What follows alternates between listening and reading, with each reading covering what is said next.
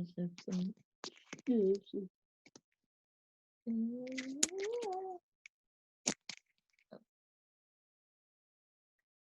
right, then, ladies and gentlemen, hello. Welcome to Second City Sports Zoom style. Zoom style. All right here on Zoom, I'm Lakeena McGee. You can follow me at Keena McGee on Twitter and at Keena_McGee on the Insta.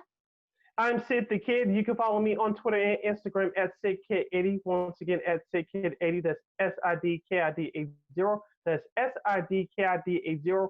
And you can read all of my articles at WeAreRegalRadio.com. That's WEAREREGAL Radio.com.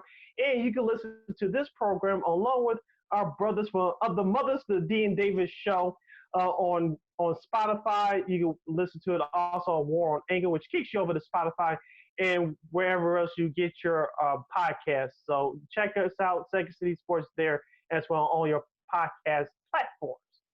Absolutely. So, Sid, things are starting to kind of, get back to normal slowly but surely. We got a lot to get to today. We're going to have Kevin Powell, sports reporter and anchor for WGN Radio, coming up in a little bit. But we're going to start things off with the one sport that doesn't seem to actually want to get together, or doesn't seem to, there seems to be a lot of stuff going on. There have been, of course, I'm talking about the MLB and MLB Players Association. The latest offer now, I think, is like 70 to 75 games. There was 115 game proposal, then the 89 game proposal, counter proposal from the players, or I might have that backwards.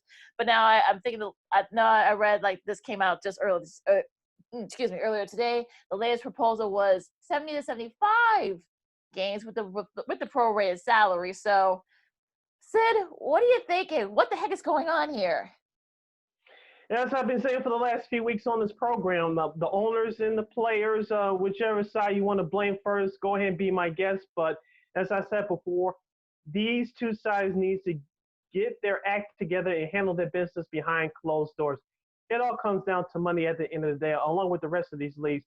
Unlike baseball, the rest of the three leagues, which is NHL, NBA, of course, the NFL benefited. We'll get on them later because they're in their off season. But Major League Baseball needs to get behind closed doors and sell this. It all comes down to money.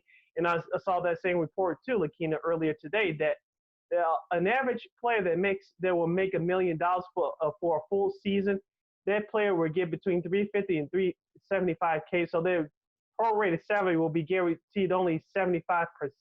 I know the players are fighting for it to have their salary guaranteed 100% for this year. So I'm sure they're going to meet somewhere in between there. Me personally, I'd like the players to get all of their money because they haven't been paid for this year because there have been no games played. But just handle your stuff behind closed doors. I think there will be a season. As I said before, I'm cautiously optimistic. It's going to be a season.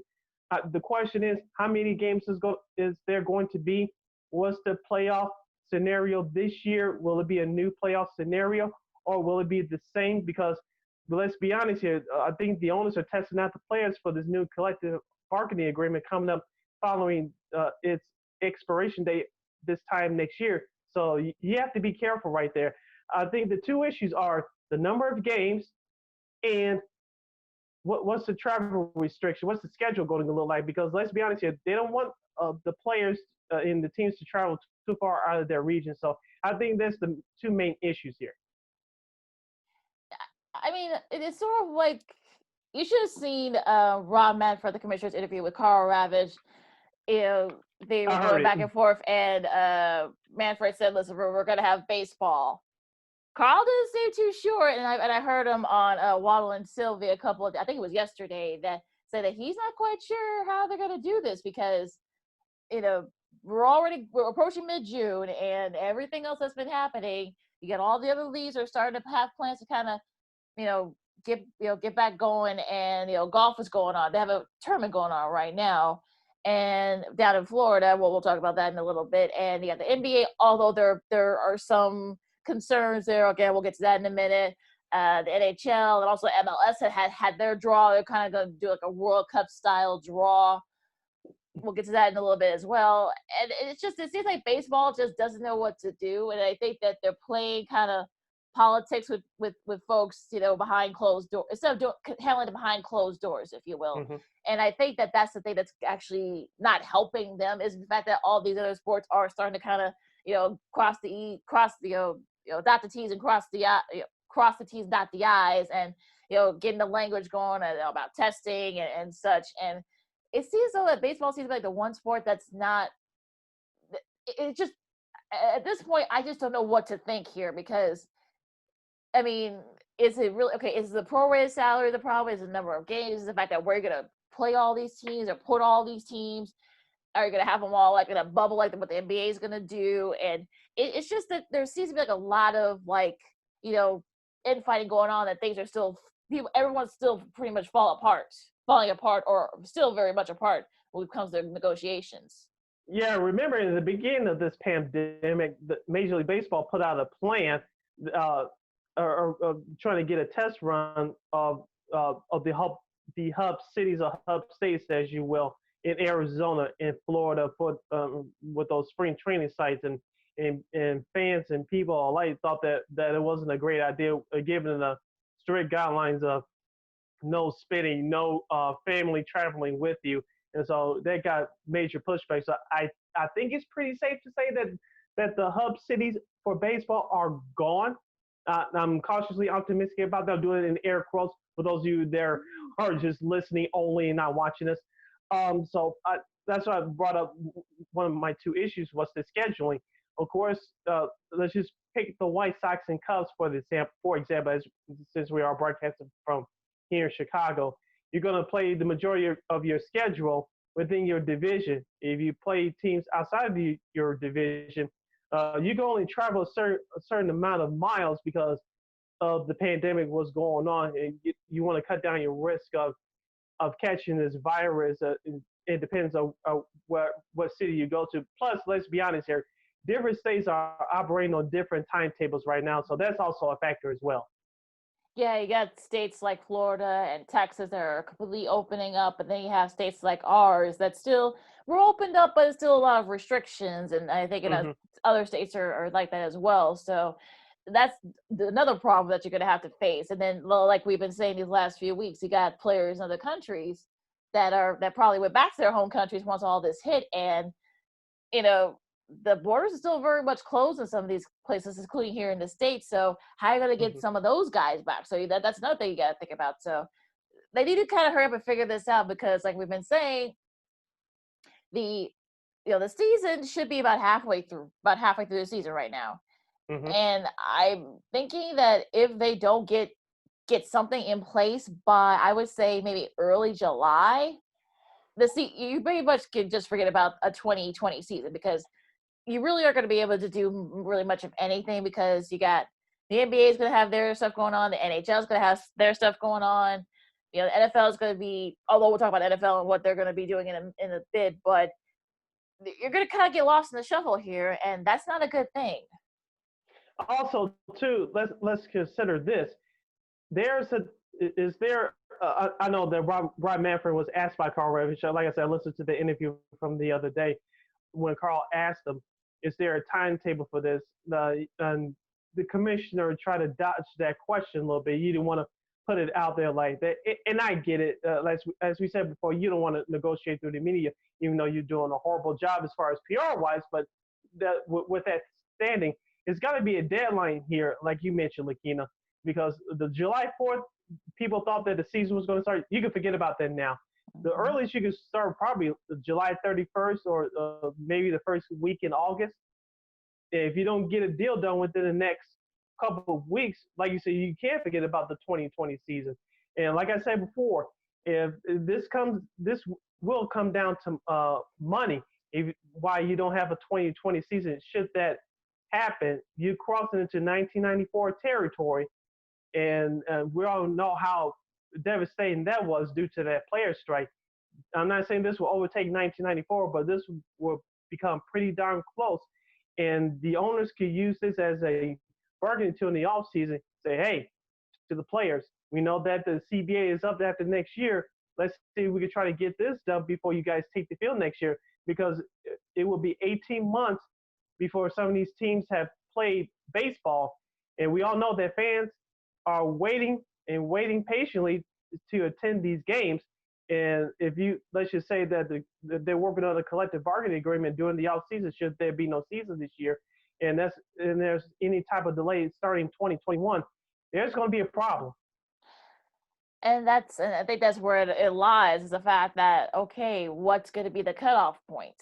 And Mm-hmm. are we going to be, is there going to be some type of like negotiations? I mean, one of the things that's being commended by the NBA and the NHL and even MLS is the fact that they were able to keep their stuff kind of behind closed doors. But unfortunately, MLB, you got like one side saying one thing, got another side blaming the other, and there's just a whole lot of like infight. I think nobody wants to hear, especially the times we're living in. You got like 42 million. I think the latest number was that are not working. A lot of people were furloughed or were laid off during this, and even before this. So I don't think people want to hear it right now. And you've got fans like White Sox fans. They thought that maybe this will be like a big breakthrough season for them.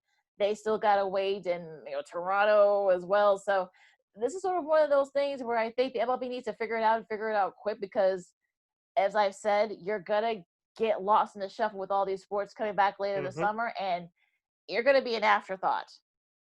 Yeah, wait till football season starts, both college and pro, which we'll get to later. But if they should baseball wait any longer, they will be forgotten and lost in the shuffle, and they can't blame nobody else but themselves. Exactly. So we'll see. Can I also say, Carl Ravitch, he's been a great follow on Twitter, and he's been very vocal. I think he kind of, is channeling like how fans are feeling at this point. I don't. Can we have him be the commissioner, him or Jason Stark? Because I think at this point, Manfred he's not getting it for some reason. I don't know, but again, we'll see. We'll see. But it'll be interesting. Next up, we're going to go to the NBA. The NBA, there's some more and more stuff is starting to kind of come out about how they're going to do this.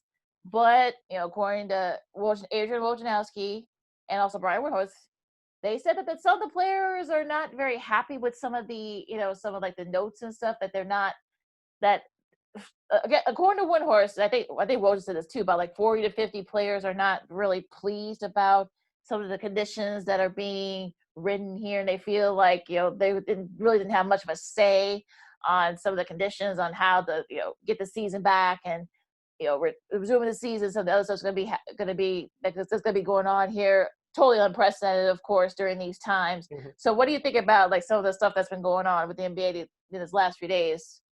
Yeah, assuming the worst of the worst doesn't happen, some things can change within those plans with the NBA. Of course, with all the teams flying down to Orlando and staying in close quarters, from what I understand, what I've read and heard over these last few days, well, when a team gets eliminated from this tournament-style postseason, that team will leave ASAP. And so the more teams that get eliminated, the chances decrease rather, to catch this virus. So hopefully everything goes well for the NBA. Of course, everybody's not going to, so I was trying to get to, not every team is going to stay down there for the whole time. So they'll cut down the chances for anybody to catch that virus. And speaking of catching the virus, I hope the NBA has a contingency plan in place. I know they're going to be tested every day, but I think it's safe to assume that, I don't know what the percentage is going to be. Hopefully it's not too high, but it's going to be at least maybe, and maybe it didn't me being naive here, but at least 3 to 4% of the players tested positive for coronavirus are already, assuming when they get down to Orlando in a few weeks to prepare for training camp. We all know what happened to Kevin Durant. He didn't play this year, and he caught coronavirus, and that was during the beginning of this pandemic. So I just hope that the NBA has a plan in place for what if this situation happens, we can do this. If this situation happens, we can do that. So I just hope that the NBA can be prepared as much as possible. Also, going to the rosters, let's just say, heaven forbid, 2 or 3 players on the same team catches the virus. Do you have a taxi roster in place? First of all, will those players be eligible to be put on that roster? One, we all know they'll get tested. Number 2, are they in shape And so you face those circumstances there as well. So I just hope that the NBA thought through this thoroughly, and we all hope that everyone is safe and we can get these games going. One of the things that has helped is that they actually are expanding the rosters to 15, Mhm. so that's going to help a little bit. I would hope that maybe Adam Silver and the rest and the NBA Players Association have discussions about that in case, God forbid, two or three players, like you said, two or three players from the same roster somehow catch the virus, and I'm assuming that they're going to make sure everything is clean, that everything is sanitized, and that folks are going to get tested, of course, every day. So I'm hoping that I'm sure that they have thought about all of this. Again, we'll get to the NFL in a little bit because the NFL has had put up its guidelines on what they're going to do. I just think that I think you're hoping that it's better to be safe than sorry. Like I said, this is totally unprecedented. We've never had anything like this happen before. So I'm thinking that maybe, hopefully, that they have a plan B, C, or D, or even E in case the worst of the worst happens. If a coach or a trainer or a Mhm. player tests positive, I think that they're trying to minimize the risk by having everybody be kind of quarantined, if you will, in a sort of Mhm. like in one area. The practice facilities and the hotels are all in that one area. So maybe to kind of minimize any chances of the virus being spread should someone Mhm. get it. So I'm thinking that that's I'm sure this has been talked about. I'm sure this is sort of like all types of things, but there's still a lot about this virus that we don't really know too much about. So I think that's kind of like the scary thing here about all this. People are kind of sort of slowly weighing on whether or not to even bring to have even sports come back at this point. Yeah, well, we are learning about this virus. It seems like day by day, and hopefully we'll know a little bit more once the NBA season restarts. And also, too, we brought up this issue on this program before. You have to worry about the head coaches and the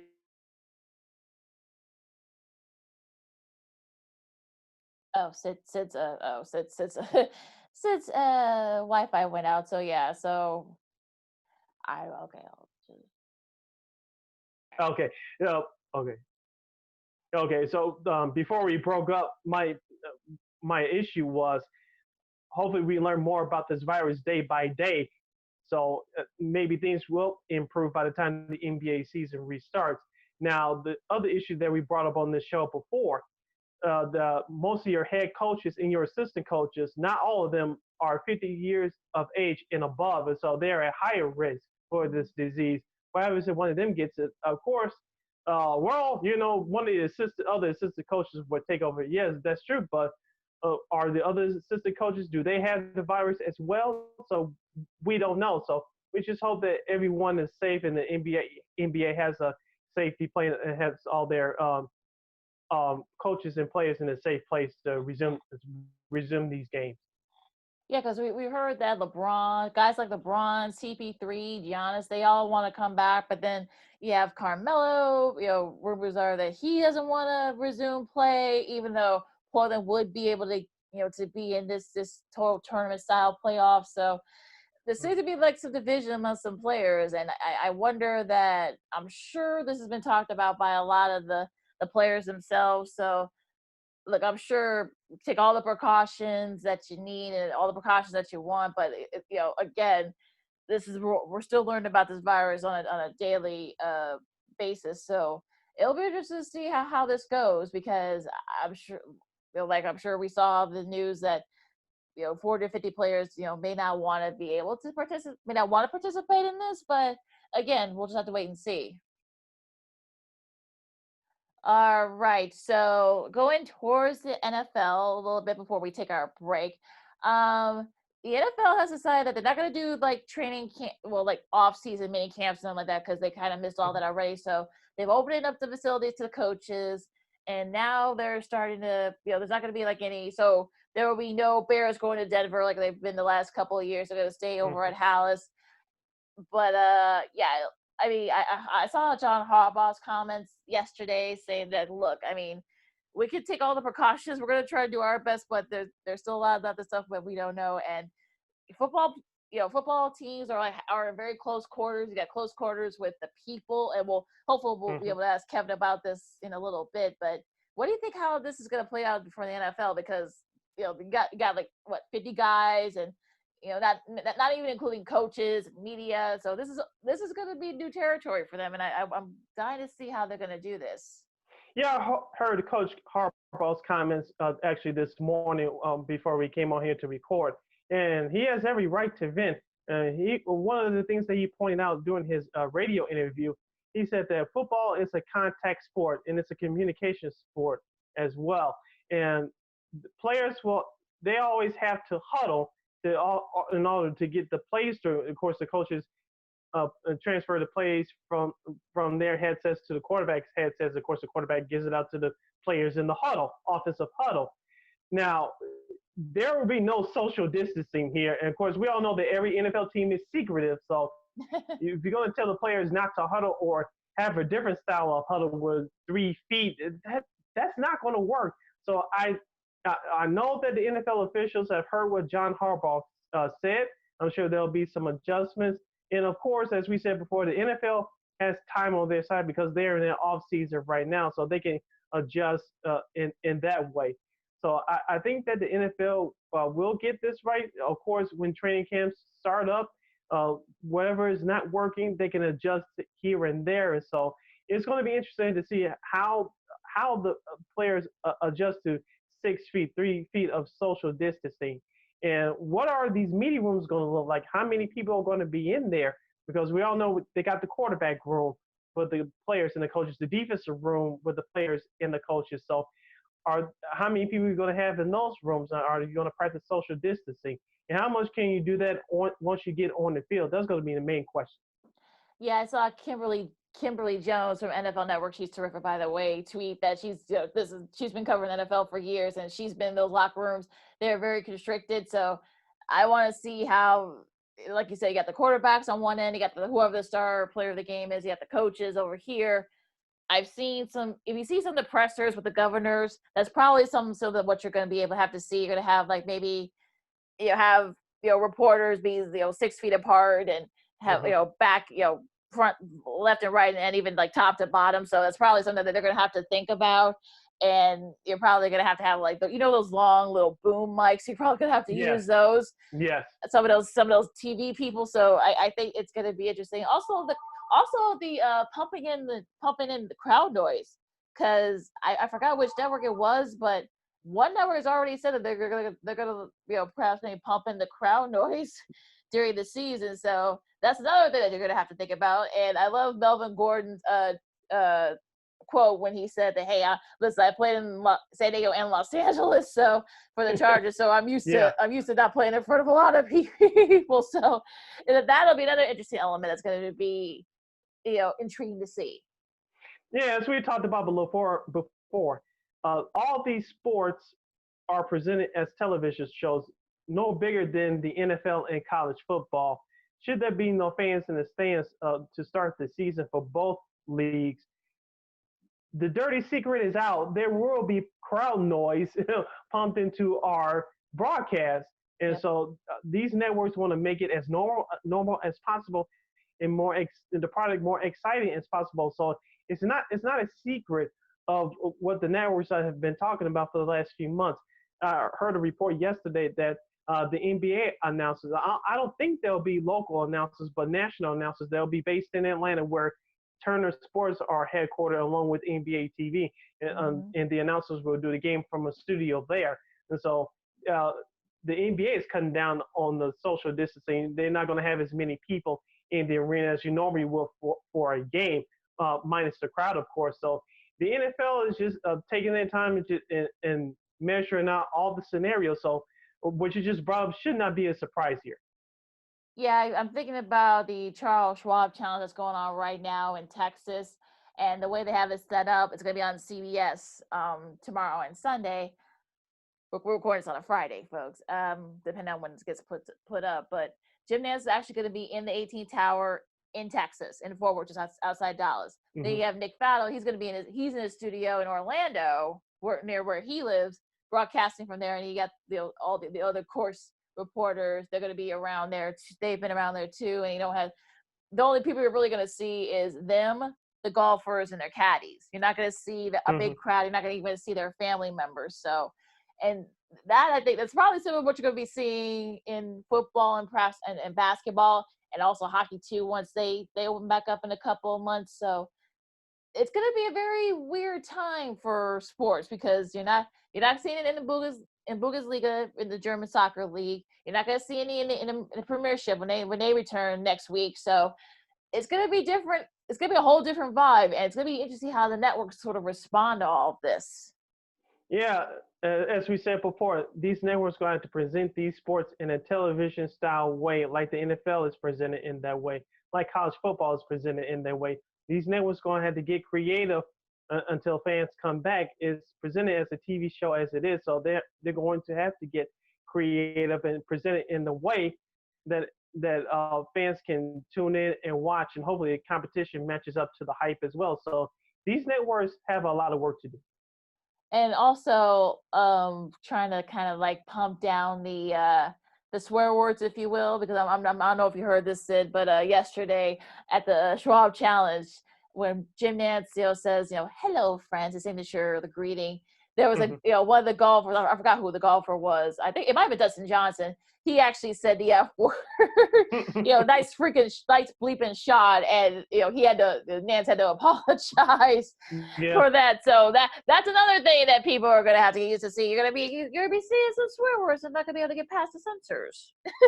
Yeah, that's why I hope that the NFL, I'm sure, hopes that they'll have some fans in there once the season starts, the regular season starts, because if you try to mic up all the players, there are some stuff that you just don't want to hear. And I'm not going to be there for it. We watch sports long enough, Lakeena, to read lips and see what some of these players are saying. Do you really want to know what some of these players are saying? I don't think so. It'd be interesting television, though. I would think so. True. But I don't want to hear it. Yeah, I get what you're saying. I'm sure you don't want the kids to hear it, so it'll be. Yeah, exactly. That'll be another interesting element. So one more thing before we go on our intermission, as we bring in Mr. Kevin Powell. Excuse me. The NFL has I don't want to say apologize for Colin Kaepernick, but they've Roger Goodell released a video last week right after we went off, Sid, that, saying that, look, we didn't take it seriously. We totally missed the mark when it came, when the kneeling and whatnot. And they're actually the Juneteenth, which is coming up next week. They're actually are going to recognize Juneteenth as a national holiday. And they've already have pledged to donate $250 million to various causes in Black and brown communities. So what do you think about all this with the NFL, that they're kind of like totally have changed their tune, if you will? Roger Goodell wants his black card to celebrate Juneteenth.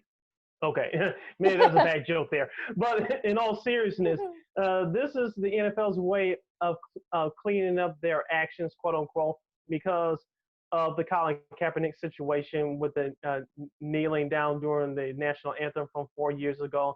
And this is the NFL's way of apologizing, saying that I'm sorry. Of course, I saw the video just like you did, Lakeena, and Commissioner Goodell couldn't mention Kaepernick's name because of the lawsuit.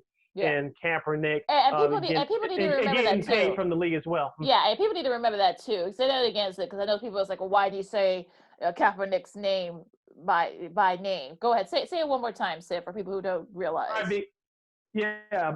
Because of the lawsuit, and of course, Kaepernick in a settlement took money from the league. That's why Commissioner Goodell did not mention Kaepernick's name.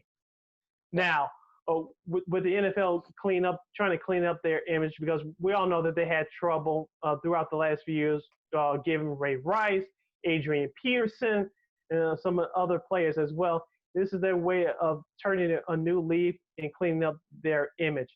And so we'll see what the NFL does along with all these other leagues moving forward. Is a hot pitch right now to hop on the Black Lives Matter movement and hop on the racial equality movement, hop on the diversity movement. We'll see if their actions back up their words and their promise. So we'll see what the NFL does. Now, does this mean that Colin Kaepernick will get a job? I question that. We'll see what happens. I know Seattle Seahawks head coach Pete Carroll yesterday admitted that we all knew at the time that they were tracking Kaepernick's progress. At the time, they hinted that they were going to sign him. Of course, they signed backup quarterback Austin Davis a couple years ago. So they were one of the a few teams that tried to take a chance on Kaepernick, but they're worried about the PR backlash from their fans. So I don't know if Kaepernick wants to play in the league at this point because he doesn't talk. He lets other retweets that he does on his Twitter account. He lets other people speak for him. So will he come back to the league? I don't know. Is he in great shape? From what I've heard, he is still in great shape. So it remains to be seen if Kaepernick will come back to the league or not. And remember, he's 30 years old now. So that's another. He's almost 30, I should say. That he's like 20 or 29. So that's a whole nother. No, he's over. I think he's 32. 32. Okay, so yeah, I figure that. So yeah, so that's another thing that you kind of have to take into account as well. And like you said, he got $20 million. So I don't think he's in a big hurry to kind of come back to the league. We'll see. I know there's a sort of salute, but we'll see what happens there. So we're gonna take a break for right now. But don't worry, we got a lot coming up. We're going to talk about what NASCAR is doing. We're going to talk about MLS. We're going to talk also the MLB draft. The Cubs, took a local kid. From the JRW team. We'll talk more, and also hockey and basketball, Bulls, and maybe even we'll touch on the DePaul job too with Kevin Powell coming up next in Second City Sports Zoom style. We'll see you in a bit. Zoom style. Yep, we'll see you in a bit. Welcome back to the second hour of Second City Sports Zoom style. Zoom style. There we go. Well, along with Miss Lakeena McGee, I am Sidney Brown. And joining us to wrap up the show this week, to spend a good portion of the segment with us, is a good friend of the Dean Davis Show. And I met him when I was on CLTV Sports Feed, RIP CLTV Sports Feed, last year. His name is Kevin Powell. He's the sports anchor reporter for WGN Radio. You can hear his updates during the Roadcon show that's every weekday, Monday through Friday from 3 p.m. to 7 p.m. Also with another good friend of the Dean Davis Show, Miss Laura Lapka. Make sure we'll tell her we said hello, Kevin. I will. Thanks for having me, guys. I appreciate it. This will be fun. Yeah, no Definitely. problem. You can follow Kevin on Twitter at KPowell720. Once again, it's at KPowell720. And you can follow him on Instagram at Kevin Powell WGN720. Once again, Kevin Powell, WGN720 on the Instagram. Is that correct, Kevin? That sounds right to me. I trust you, Sidney. Yeah, good. My memory is good. Memory is still sharp. So everything looks like the return of sports is happening, Kevin. Well, we're going to break down everything coming up during this last segment. But as of this recording, we're going to start off with the Chicago Bears. Mitchell Trubisky was on the conference call with some of the local reporters via Zoom. And the one takeaway that came out of that press conference today was that one of the reporters asked him what was his feeling when Nick Foles was traded to the Bears earlier this offseason for a conditional fourth-round pick. And Trubisky's quote was that he was ticked off, but he still said he's going to do everything in his power to help the Bears win. We all know that this upcoming 2020 season is important not just for him, but for head coach Matt Nagy and GM Brian Pace. I want to ask you about Trubisky, Kevin. How important is this season for him upcoming for 2020? Well, his career path, it basically dictates that in some ways. As you mentioned, they didn't pick up the fifth-year option, and they trade for Nick Foles. I thought Mitch Trubisky said all the right things today in the press conference. That's what you want to hear from your quarterback, right? I mean, you don't want him to say, I'm thrilled they traded for Nick Foles. You do want to be a little upset, but I think he's self-aware enough. He was willing to admit that, he hasn't played as well as a second pick in the first round needs to play. If you're a franchise quarterback, you have to be better than that. I thought the Bears made a right move trading for Nick Foles. It applies pressure to Mitch Trubisky. It creates competition. When was the last time we had a true quarterback competition with the Chicago Bears? Like really a true competition. And we're going to have that when training camp breaks, whenever it does break. So I thought that he said all the right things. It's what you want to hear out of your quarterback. Should you be thrilled that your team, the team that drafted you, traded for a quarterback? Not exactly, but if you should be able to understand why they did it. He was not very good last year. A lot of is on him, but you can look at a lot of different things. If you want to look at Matt Nagy's play calling, you can certainly look at the offensive line. I'm not making excuses for Mitch Trubisky. It's not dismissing his poor play by any means. He needs to be better. But I thought what he said today made sense, and I thought he said the right things, and he should be motivated by it. And some people, when they traded for Nick Foles, were convinced that meant the end of Mitch Trubisky, and I'm not convinced that's the case. I really don't. I think they have so much invested in Trubisky that ideally Trubisky is your week 1 starter. I think the upside for Mitch Trubisky in terms of talent is much higher than a Nick Foles. There's a reason Nick Foles is on, was this his 5th team, 6th team? Yeah. Not necessarily knock on Nick Foles. I mean, he's been in situations where he's come in and he's won a Super Bowl. So I think for me, the way I could see if Nick Foles does play, I could see Trubisky starting week 1, maybe it's week 2, week 3, depending on how he plays. If he doesn't play well, I think there's a very short leash on Trubisky this year. And then you put Nick Foles in, who's been in this situation before. He's had success in that situation before where he does have to come in and help an offense. He knows Matt Nagy's system. So I'm not completely writing off Mitch Trubisky. I still think he's the favorite to start week 1. But to your initial point, Sidney, I thought that Mitch said all the right things today in the press conference. It'll be interesting. No, go ahead. Go ahead, Lakeena. See, go ahead. See, this is our banter, Kevin, as you can see. Go ahead, Sid. No, I just wanted to say off to that point, we've been saying on this show that the Bears were going to play it safe and bring in the quarterback to challenge Mitch Trubisky, but not threaten his starting position so much because they all want him to succeed, because it all falls on the shoulders of general manager Ryan Pace at the end of the day because of the moves that he had to maneuver to go get Trubisky, leaping over a couple of draft picks to go get him. Now, I've been saying on this show that I thought the Bears should have picked up Cam Newton, but the Bears, throughout their history, they always choose to do what's the safest bet for their franchise. And the Nick Foles trade was a perfect example of that. I really thought that Cam Newton will come in there, basically be the starter. Let's be honest, even with Newton's injury history the last couple of years, when healthy, he's better than Trubisky. Like you said, Kevin, the Bears going to give every last opportunity for Mitch to succeed, because let's be honest here, if he doesn't this year, GM Ryan Pace's job on the line and head coach Matt Nagy's job will be on the line as well. Yeah, I'm with you there. I don't know why there wasn't – Cam Newton's still not signed, right? Did I miss that? How is No, he's not signed. So, and to what I was saying about them not – and to your point, them not exactly being done with Trubisky, and to people completely buying into Nick Foles as the week 1 starter, if that was the case, if they were truly ready, if they were truly done with Mitch Trubisky, why wouldn't they sign a Cam Newton? And why there were reports that the Bears offered a similar deal to Teddy Bridgewater, who ended up going to the Panthers, and the report was that Bridgewater wanted to know he was the starter.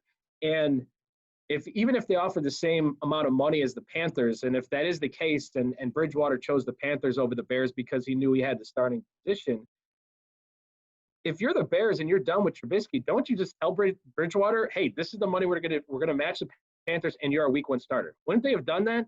So when I saw that, I'm like, well, that shows me they're not done with Trubisky. That shows me that they're still willing to give him a shot. That's the thing that kind of will always sort of irks me.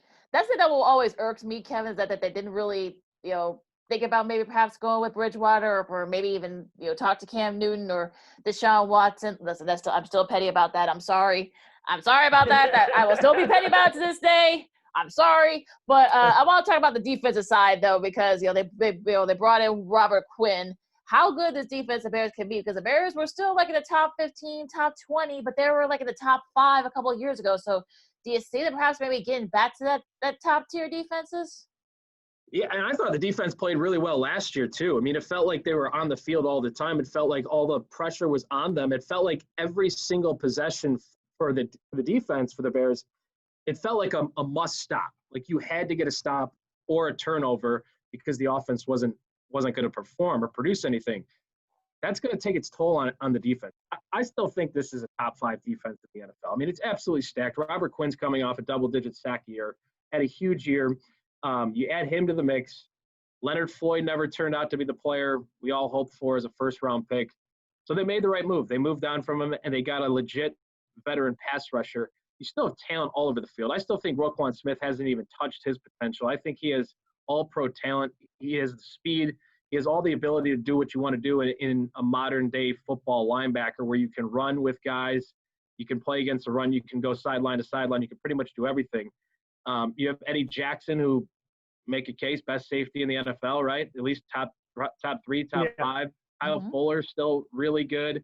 Couple holes, couple question marks in the secondary this offseason, but I thought they addressed it, and there'll be some competition there. But I think this defense, look, if Akeem Hicks stays healthy, keep in mind how many games did he miss last year? 8, 10, if not more, more than that. So we all talk about Mack and we talk about Eddie Jackson. I don't know if there's a more important player on that defense if they want to be an elite defense, if they want to be dominant, than Akeem Hicks. He swallows up the entire interior of the line. He's dominant. So if he stays healthy and Roquan makes some strides and Danny Trevathan does his thing, I have no reason to believe this isn't a top 5 defense in the NFL. Kevin Powell from WGN Radio. He's a sports anchor reporter joining us here on Second City Sports along with Lakeena McGee. I am Sidney Brown. Kevin, let's go back to that Bears offense. It took head coach Matt Nagy until at least the middle of last year in that Los Angeles Chargers game where we saw then rookie running back David Montgomery finally get going, and he had to depend on that running game, especially after the injury to Mitchell Trubisky's shoulder. How much do you think that David Montgomery will get? How much action do you think he'll get in year 2 of his campaign? Do you think that head coach Matt Nagy will incorporate the running game just a little bit more, at least have a balance between the running game and the passing game here in 2020? Yeah, it's a good question. I think at times Matt Nagy got a little stubborn when it came to running the ball. In his defense, there was really never anything there from the offensive line when they did run the ball. David Montgomery needs more touches, though. Bottom line. I mean, I have no reason to believe he's not a feature running back, a guy that can pretty much do it all out of the backfield. I think they're okay at the running back position. And look, they had nothing going on offense, and when you're falling behind and you got to stick to the passing game, and Mitch Trubisky's not playing well, the offensive line isn't. It's tough to get into a rhythm as an offense. So I see where Matt Nagy's coming from, where he talks about you're not just going to keep handing off and say you ran the ball 30 times. You do have to feel out a game and feel out the rhythm and pace, and there's a million things that go into it. So, look, David Montgomery could get the ball 10 times and have a massive impact on the game. He could get the ball 30 times and have minimal impact. It just depends on the way the game is playing out. But I think they really need to focus on finding a way to get David Montgomery the ball and figuring out the run game. That was a concern. Look, every offensive statistic you look at from the Bears offense last year, bottom 2, bottom 3 of the league, no matter which way you put it, if you want to look at advanced numbers or just your traditional categories, they were awful top to bottom. And I think it does start with the offensive line. Of course, it starts with Mitch. But to your point about Montgomery, it's get him the ball more. I would love to see more David Montgomery this year. How about Allen Robinson? Do you think he's, listen, we've seen him primed up ever since he came to the Bears. How big of a season do you think Allen Robinson will have? Well, I think he proved that he's a number 1 receiver, and he didn't make the Pro Bowl, and people are upset about that. I go, well, he should have got consideration for All-Pro. I mean, you look at his numbers and how bad that offense was. I don't know how he cracked over 1,000 yards receiving. I don't know how a receiver pulls that off in that offense. Every single game last year, I was just in awe of the way he played. He just brought it every single week. He proved that he's top receiver in the NFL.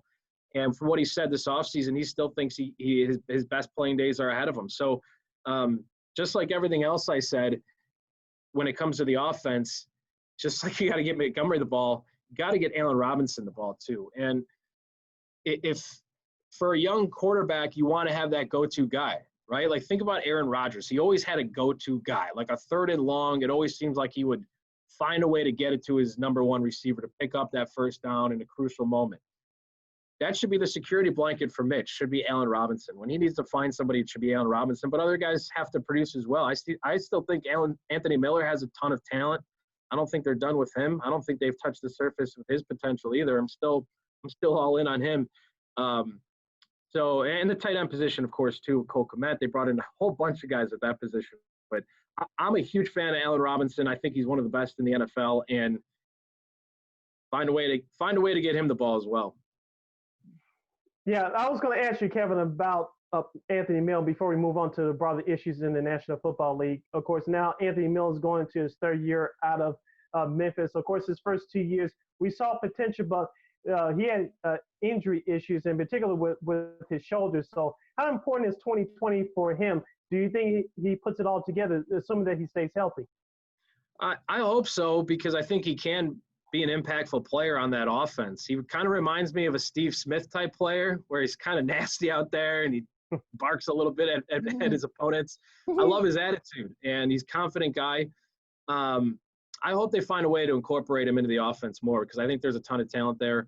And again, I mean, that's a guy, correct me if I'm wrong, but I'm pretty sure they moved up in the second round to take him a few years ago. So that's obviously a guy they're very high on. Huge production at Memphis. You look at his numbers, he's crazy good. So just to answer your question, I hope they get him the ball more. I love watching the guy play, and I'd like to see the ball in his hands. Now, going to the broader issues of the National Football League, of course, the African-American athletes, along with most of the white players in all sports, but in particular in the National Football League, have been voicing out their concerns for racial injustice and racial diversity. Of course, after the murder of George Floyd in Minneapolis from a couple weeks ago, NFL Commissioner Roger Goodell sent out a video last week saying that the National Football League would do things better to set up programs to help racial diversity and fight racial injustice. And of course, the criticism for him kept coming up was, you're trying to clean up your art because of what happened 4 years ago when you had a player named Colin Kaepernick who knelt during the national anthem, and all the owners colluded to not sign him. Of course, we all know what happened with the lawsuit, and Kaepernick settled and took some money from the league. I want to ask you a two-part question. One, what did you think about Roger Goodell's message to the players? And number two, do you think Colin Kaepernick gets back in the league? It's a step forward from Roger Goodell coming out and saying that. An apology to Colin Kaepernick would be nice too. Look, I'll be the first to admit, was I a little hesitant or uneasy about him kneeling during the anthem? Probably a little. I'm willing to admit that. But in hindsight, like, is there anything more American than what he did? Protesting during the anthem. That's his right. He should be able to do that. I can't believe, like, I feel like sports being on pause and our normal day-to-day lives being on pause has given everybody a different perspective on all of this. I know it has for me. And people need to let their guard down a little bit, right? And just accept and realize and open their eyes to what's going on. I think in a way, I'm happy sports aren't going on right now. I know that sounds crazy. I work in sports. It's my job. Right. But there are bigger things at hand here. And I think it's given people the opportunity to do some self-reflection and self-awareness and be like, okay, let's move forward here. Let's try to do something. I think a lot of people are thinking that instead of looking at your Twitter timeline, seeing some photos, thinking to yourself, that's horrible, that's sad. Oh, and then you turn on the game and you distract yourself. I don't think we need a distraction with sports right now. I don't. I think it's a time where we do need to all kind of take a step back and realize what is important and what we all need to do. Because people say, oh, I want sports as a distraction. Well, yeah, in some cases, in your regular day life, maybe you need a distraction from work or whatever is going on in your life. But when it comes to something like racial injustices, like, this is a good opportunity for everybody to really consume it differently and digest what's going on in America and the world. So to your question about Roger Goodell, I'm glad that he came out and said all that. Colin Kaepernick back in the NFL. Look, we were just talking about Bears quarterback situation. Wouldn't it have been nice to have Colin Kaepernick on the Bears for the last 4 or 5 years? I think he probably would have performed a little better than anybody else they've put under part. I hope so. I hope so. Because you know what? We're going in 5-10 years, even a year from now, we're all going to look back and just think how silly and dumb it all was that people questioned Colin Kaepernick. That a man tried to protest and make his voice heard during the national anthem. Mm-hmm. So just like anything, right? It's like you look back at any athlete who's spoken out, people judge and point fingers right away. Like look at Muhammad Ali. We look at him right now. You go back and it's like the same fight that we're having today, and people judged him then. Oh, he's just talking. He was trying to progress society and humanity as people. I know I'm getting a little deep here, but it's like we keep repeating the same thing over and over and over. So at first, people look at someone protesting, and the first thing they do is point fingers and judge. Why? Because it makes them uncomfortable. That's the point of a protest, in my opinion. Make people uncomfortable. Yeah, exactly. Make people think about it. Bring awareness to the situation. So that was a long way of answering your question. I think Roger Goodell, I'm glad he came out and said something, but Colin Kaepernick back in the NFL, I hope so in some capacity. I mean, as sad as it is to say, like, let's say in 10 years, the NFL, we move forward, the NFL looks itself in the mirror and says, that was really dumb what we did to Colin Kaepernick. Let's bring him back and have a ceremony for him or whatever it is, instead of just doing something right now. I mean, the guy's career was clearly cut short because he kneeled during the anthem. Also, like the nuance of it, of everything. You see Drew Brees, his initial comments, but then he kind of walked back. You know, his wife actually took it a step further and say, "Hey, you know what? We're the problem." You know, I'm very happy with that. Vic Fangio and some of his comments. He actually ended up marching along with his players in Denver last weekend. So I think seeing, you know, people understanding and people listening and talking, and you know, you catch yourself in that as well, Kevin. That I think that helps a little bit, that people are kind of talking about it and learning from it, and people are being more nuanced of what's going on in the world, that what we've been talking about all this time.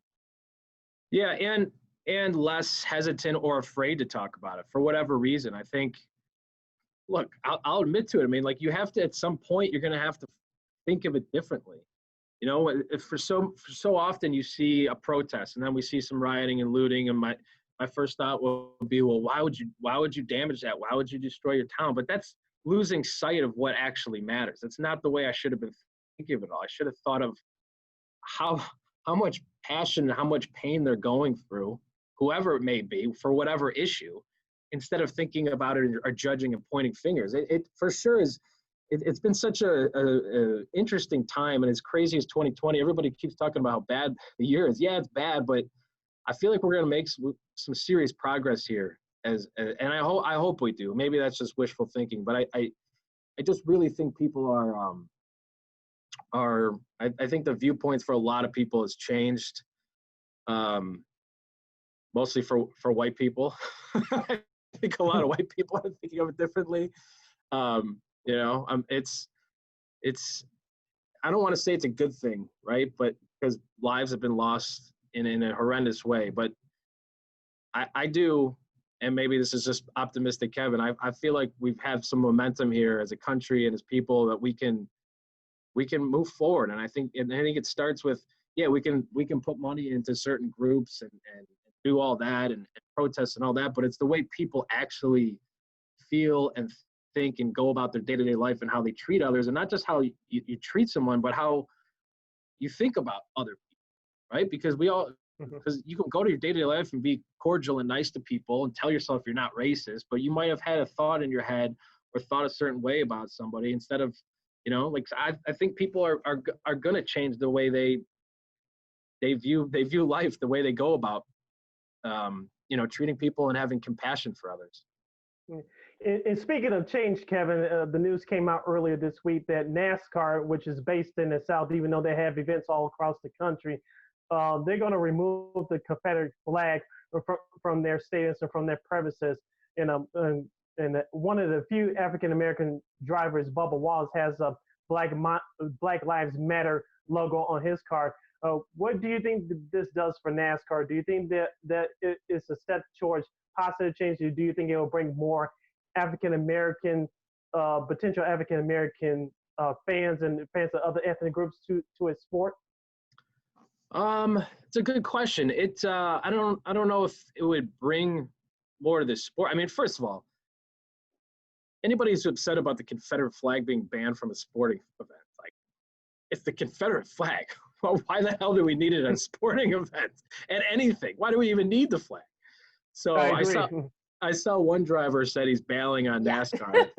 That guy has a whopping 0 championships in his illustrious career, so I think they'll be just fine without him. Good move by NASCAR. Glad they did it. No need for that flag to be anywhere. I don't know. You probably give a better answer than I can. I hope it does. I mean, it's a very it's all white drivers pretty much. So I hope it brings some sort of good change to it. And it seems like everybody's on board with this, with moving forward and NASCAR doing it. I thought it was a good thing. So get rid of those stupid flags. Yeah. Amen. Yeah. I think Dale Jr. offered, said something about it a few years ago, but he said nobody listened to him at the time. I think having Bubba Wallace, who is the only African American driver in the main NASCAR circuit, I'm sure he expressed his concerns. I mean, Jimmy Johnson, I think, was one of the few drivers that actually have African American people in his pit crew. So I think hopefully this will be a start of a good direction for NASCAR and for more fans to come and watch the races, because I've been a big NASCAR fan for years. So hopefully I think getting rid of that flag will definitely help them turn the page and be more inclusive, because I know that's what, especially in NASCAR, that's what they want to do. So hopefully this will help. I mean, I think that Confederate, I don't understand why people say it's part of history. Well, it's not a good part of the history book. So I don't know why people think that's a good part about it. Like, I don't get it, but okay. Right. Not all history is all that great from the history of right? I mean, part of history, but as you said, not it's going to be interesting to see, because Talladega next weekend is allowing fans in, 5,000 fans, I think most. Gonna be interesting to see if NASCAR walks the walk, right? They can say they're banning the flag. So what happens if there's a handful of people in the stands at Talladega with the flag? What are they going to do? So how are they going to enforce that? That's something that's going to be interesting to see, and how much they can say they banned the flag. I mean, how much are they going to enforce it? We'll see how that goes down. But Talladega opens up next weekend for 5,000 fans. So we'll see how that plays out. Kevin Powell, sports anchor reporter from WGN Radio. You can hear him on the Road Con Show. Joins us right here on Second City Sports Zoom style, along with Lakeena McGee. I am Sidney Brown. Kevin, let's move over to some baseball. They're supposed to be playing right now, but as I've been saying on the show for the last few weeks, you got the owners and players fighting each other all over money, but they're fighting like 5-year-old kids. They're fighting like cats and dogs. Can you make sense of all this? And are you optimistic or pessimistic of having baseball in 2020? They're going to play. I don't know what it's going to look like. I don't know how many games. It's so disappointing. Adding a wrinkle to all of it is the fact that the CBA expires after next year. And unfortunately, like the timing, no one's going to want to budge an inch on any negotiations, because it's going to get brought up next year when negotiations for a new CBA. And I know nobody wants to hear that, but that's the truth. And it's baseball, and there's always contentious labor negotiations. Frankly, it just sucks. Yeah. That's just to put it bluntly. I don't know how many games. I guess it sounds like 60-ish, maybe up to 89. Sounds like we could have an agreement or an announcement soon. It could just come down to Rob Manfred making a decision. It just seems like every proposal from the owners is basically the same initial proposal, just skewed a little bit differently, right? They just try to mask it as something different, but it seems to be the same thing. Look, I get all sides. Nobody wants to budge, but it's the old billionaires versus millionaires. And I know that's cliche, but it really does kind of come down to that when considering where we're at. And the initial agreement that came in March, the players have a case. You guys said full prorated salaries, but also there's some language in that agreement that says it essentially says this will resurface down the road. We can all act and negotiate in, quote, good faith. You open the door for the owners. Don't put that in language. Good faith, what does that mean? The owners are going to stretch that as much as they can. You know what? I wish I had a better answer for you. As I'd just be guessing at this point as to how long the season's going to be, how it's going to look like. Where are they playing? Are they playing regionals? Is everybody at their home ballpark? What about particular state? guidelines, restrictions. We're already seeing some states are having another, I shouldn't say surge, but we're seeing numbers rise for COVID in some states. Mm-hmm.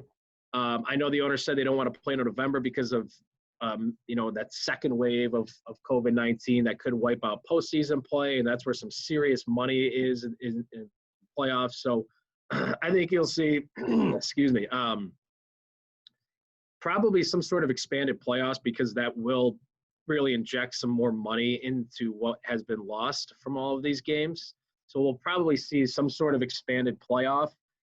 And look, I love the 162 game season. I was just talking to somebody about this yesterday. Like, people want, let's trim off 12, 15, 20 games. That's not going to do a whole bunch. The beauty of 162 games is it's the ebb and flows of a season.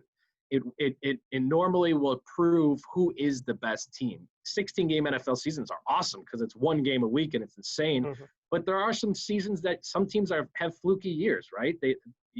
Things can go a lot. 162-game season, you're rarely, for the most part, you're going to have the best teams in the postseason, right? Because it is so many games, it is so long, so it does weed out the bad teams compared to the good teams. So I will say, though, if it's like a 60-game season, even an 80-game season, these games are going to be intense.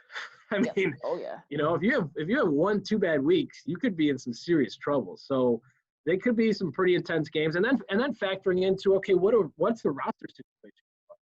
Yep. I know people are referring to as taxi clubs, or basically a team on standby in some ways.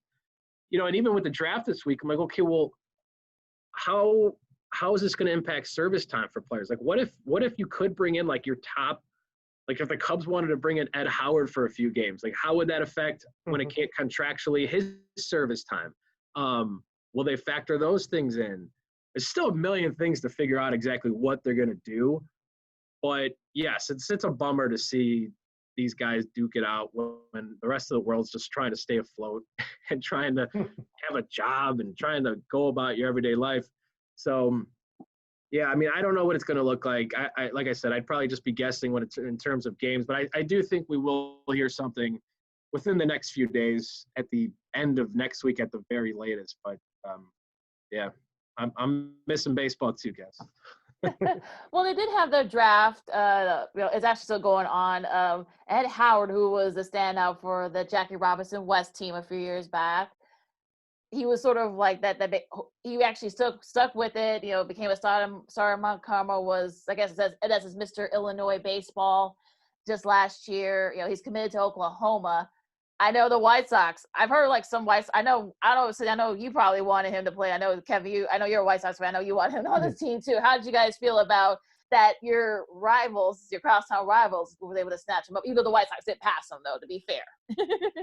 Yeah. It's first of all, it's an awesome story. I mean, local kids staying home in Chicago. It was somebody pulled some video from when Jackie Robinson West, they had a big a rally for them at Millennium Park. I don't know if you guys remember that, but there was a bunch of baseball. Hawk Harrelson was there, and Ken Williams was there, and Theo Epstein was there too. And I'm sure you guys saw this, but he was joking with Ed Howard. He said, you're on the right path, go to college and do this, and then maybe we'll draft you back in 2023. Now, Ed Howard didn't need college to develop. He clearly is one of the best players in the country. So I thought that was actually really cool to see that. So to see Ed Howard stay local, covering both teams in town, I hope to be able to, have good conversations with him and watch him play at Wrigley quite a bit. So I don't know how White Sox fans necessarily feel about it. I just think it's a cool story, and he just seems like such a great guy too. Everybody I've talked to that's spoken with him says, I know he seems much more mature than I was when I was 18. That's so I'm pulling for him. It sounds like he's a stud defensively. Maybe work on a few things with the bat, but I think got a good future ahead. Yeah, so sure as a Sox fan, I want to see him in their uniform too. But yeah, he's on the north side, and we wish him the best. Staying with the White Sox, Kevin, as you mentioned, for our listeners, WGN Radio 720 is the radio flagship station for the Chicago White Sox. And during early in spring training, we lost a legend and broadcaster Ed Farmer. Like you mentioned before, you covered the White Sox clubhouse for years. and I know you had some interactions with Mr. Farmer. Tell us your memories and your interactions with the late great Sox legend. Got a chance to know him the past couple of years. I felt like I knew him much longer than that. He was such a welcoming man. His studio at Guaranteed Rate, his broadcast booth, it was like a mini party every single game. You'd walk past and there was almost like a line of people out the door because he would bring people in. The way his booth is set up, it's almost two tiers. So where they're sitting, it's actually down a few steps. So above him, there's, the engineer, and he had like a table and a cooler back there, and people would just be rolling through. But he was someone you could have just a great conversation with. I didn't know him all that well until we started carrying the games 2-3 years ago. So doing some pregame and postgame stuff, I had a chance to talk to him and get to know him. And I remember, I think it was just like the second time I talked with him. It was a Sunday game, so things had kind of wrapped up. Ballpark's kind of closing up, probably 4 or 5 o'clock on a Sunday, and just shooting the breeze about a few things. And the guy was just a machine. Everything he dealt with medically, and his knees were kind of banged up too from everything he's been through. And he's like, I'm gonna go try to play 18 at Cog Hill right now. I'm like, it's 5 o'clock on a Sunday. You just called the game. You've been at the ballpark. So he was just always going. And I'm like, oh, I love golf. I'm a golfer as well. He's like, great, we'll play sometime. So he was just such a nice guy. And I know it does sound a bit cliche, but it's one of those guys where you meet him once and you feel like you build a bond immediately, and you build some sort of relationship with him immediately. So that's how I felt about Ed Farmer. And growing up as a White Sox fan, listening to him, I loved Ed Farmer. Ed was like, had this certain sense of humor to him that if you didn't really get it, you kind of missed it. But he was hysterical. He would drop in little liners and stuff. He kind of had that dry humor, that maybe if you're just casually listening, you might not pick up on, or if you don't know him that well. But he was funny. I loved him with John Rooney and Ed Farmer. That was one of my favorite. One of my favorite tandems. I thought Rooney great at play-by-play, and Farmer just dropping in some stuff here and there. And it's so sad, and it's crazy too.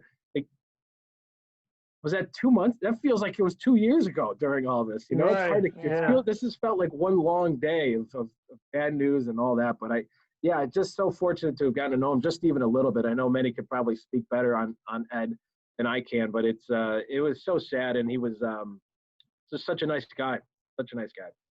Yeah, as I tweeted out before on my social media pages, if you truly believe he has a better seat to watch this White Sox turnaround, because speaking selfishly as a fan, as you will know, Kevin, following my stuff on social media, the change is coming for the White Sox, and it's just not a matter of if, but when they hopefully win it all very soon, because this team on the field, it has some promising young pieces in Tim Anderson, Lucas Giolito, and Eloy Jimenez, who almost missed a couple of months of last year, but he showed some promise. So hopefully things can come together. Hopefully they'll get a season this year, but things are looking, the future is looking bright on the South Side.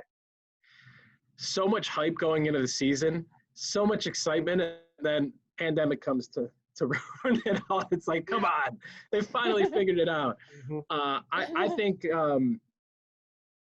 what they've got, they have a core that could really be a contender for. And look, I mean, Cubs won the World Series in 2016. We thought they were going to win another one, and now it's starting to look like, well, I think the Cubs, even before all this, I thought the Cubs were going to compete for their division too. I thought they just felt like that. I thought they still have a ton of talent on that team, but it's so difficult to win. And I mean, look at the Dodgers, how good of teams they've had for the past 4 or 5 years, and they still haven't gotten one.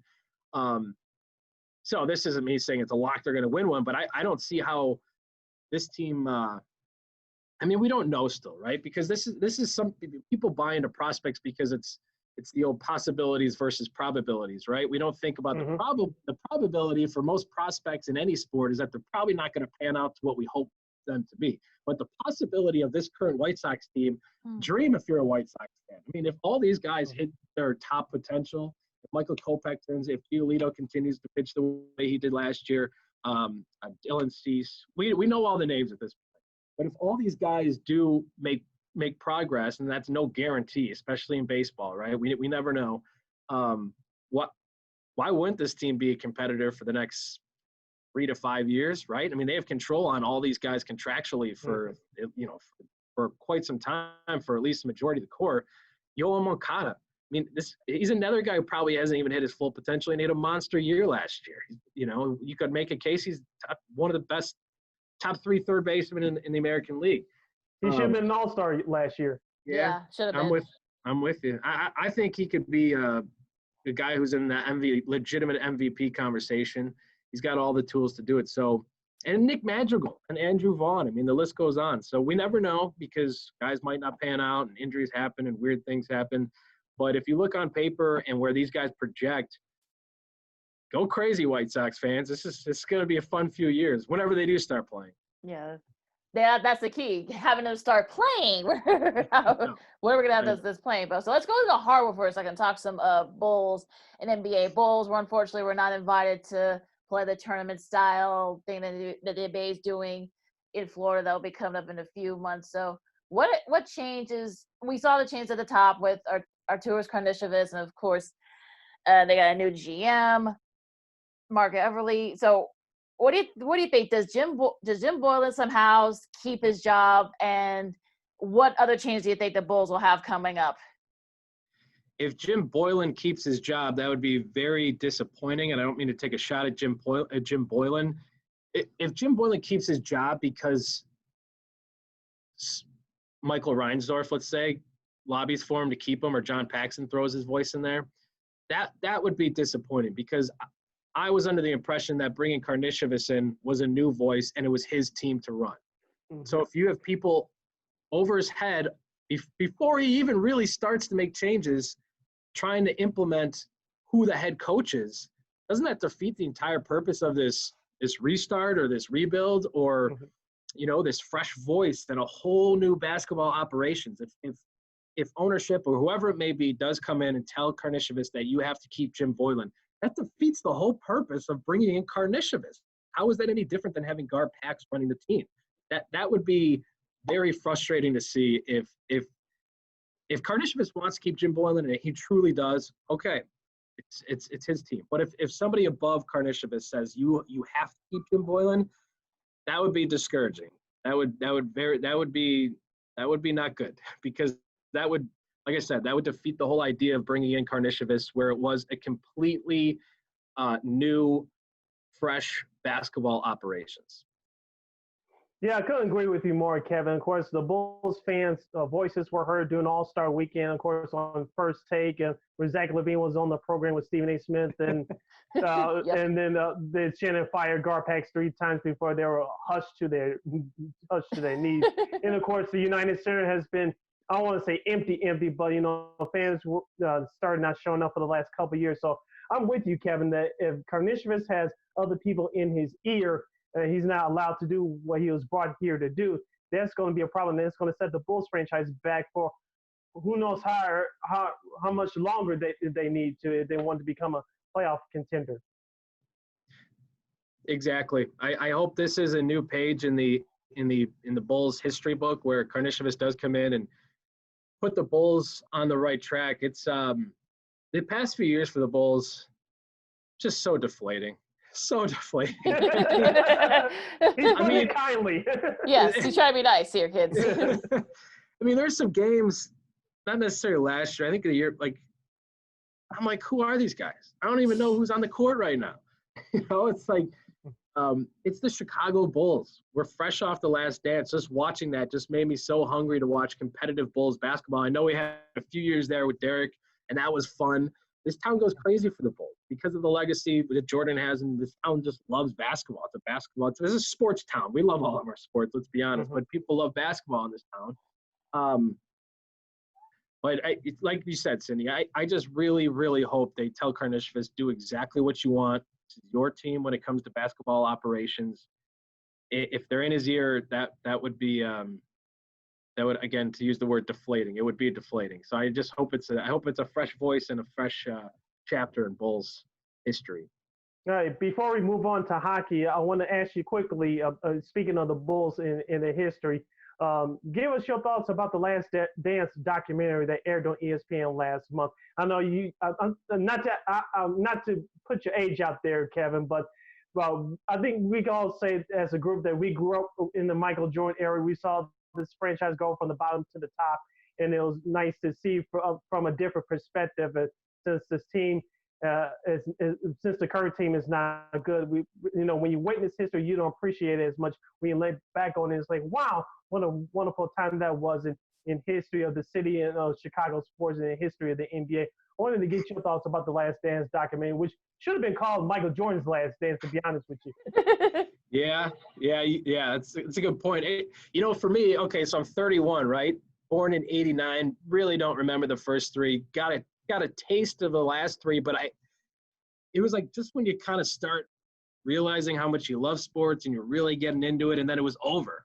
So like I remember celebrating the championships, and I always say I go back and look at pictures with my brothers, my sister, back like in the night. All of us are wearing a Bulls jersey, a Bulls hat, a Bulls T-shirt. I mean, they were the biggest thing on the planet, and it was in our own backyard. My parents used to drop us off at the Berto Center, and we'd post up at the gate trying to get autographs, watch Michael Jordan fly by in his Corvette. So I got a taste of it, and then it was over, right? It was like just awful Bulls basketball for the next however long, 5, 6, 7 years.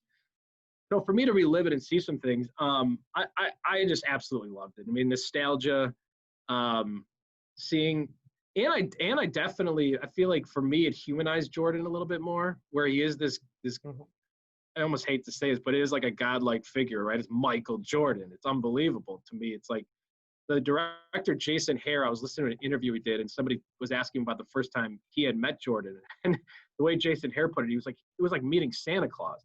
Because you know Santa Claus, Santa Claus. You know all about Santa Claus. You're all about it. He's in your life during Christmas and all that, but you never really expect to meet Santa Claus.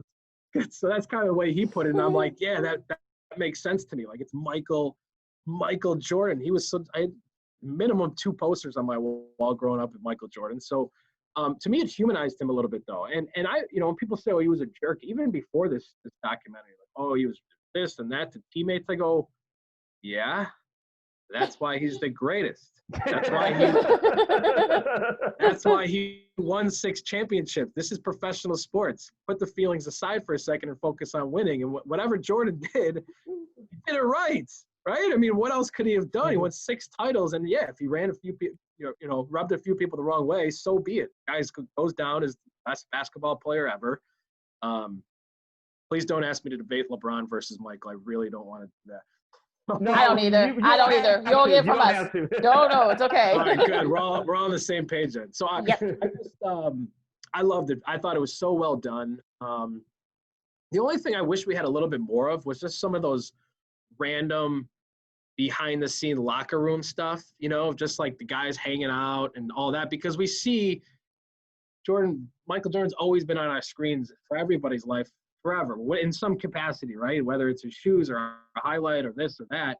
So to just see him clowning around with his teammates, I think there was a good amount of that. I was hoping for a little bit more of that, of more really, really behind the scenes stuff. But overall, I mean, I loved it.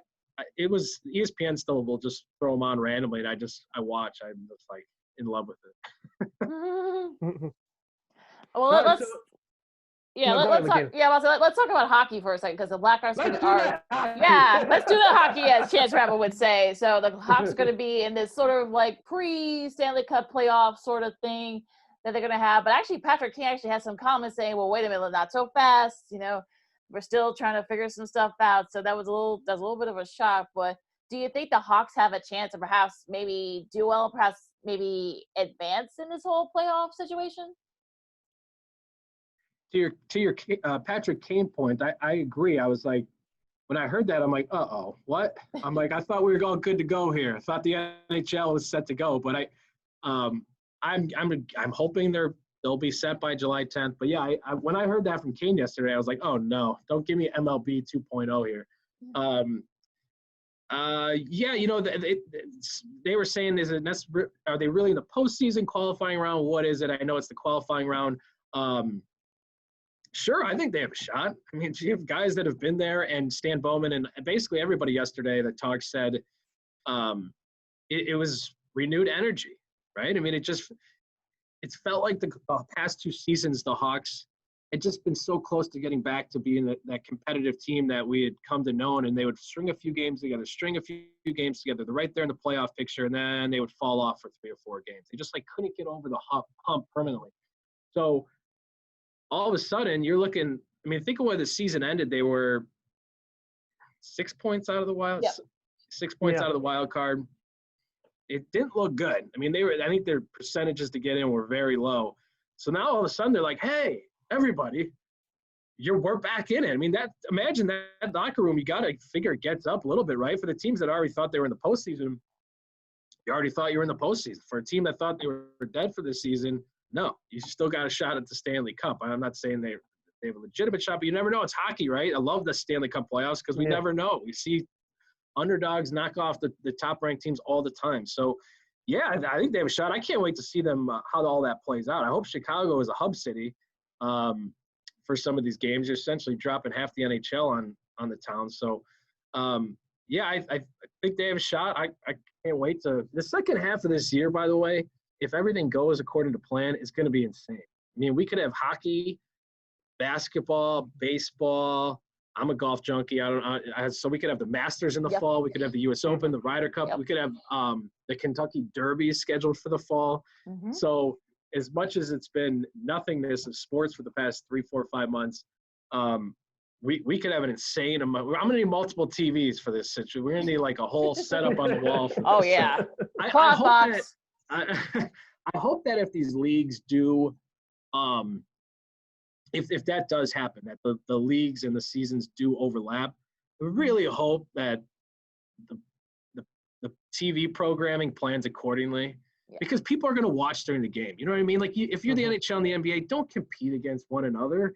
People are still going to be working from home in the fall. Like MLB, throw a game on in the middle of the day. Kids are at home. Maybe you can win over a generation playing during day games again.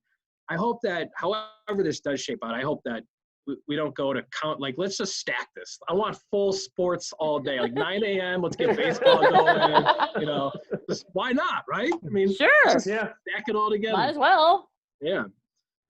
So Kevin Powell from WGN Radio joins us right here on Second City Sports. And Kevin, I wanted to ask you this question in regarding to the NHL. With this 2014 tournament, of course, all of the big market teams, including Chicago, are involved in this playoff/tournament style. All the Canadian teams, I believe, are in there as well. Do you think that the NHL will capture, hopefully, a new group of fans, and hopefully that some of these big market teams will advance? Do you think the NHL has the opportunity to capture a new set of fans, even though there won't be fans in the stands? That's a really good question. I do, because of what we were just talking about. Like, there's going to be a lot of people watching, right? I mean, people are going to be watching sports. I think people who aren't even diehard sports fans are probably like, yeah, kind of miss sports a little bit, right?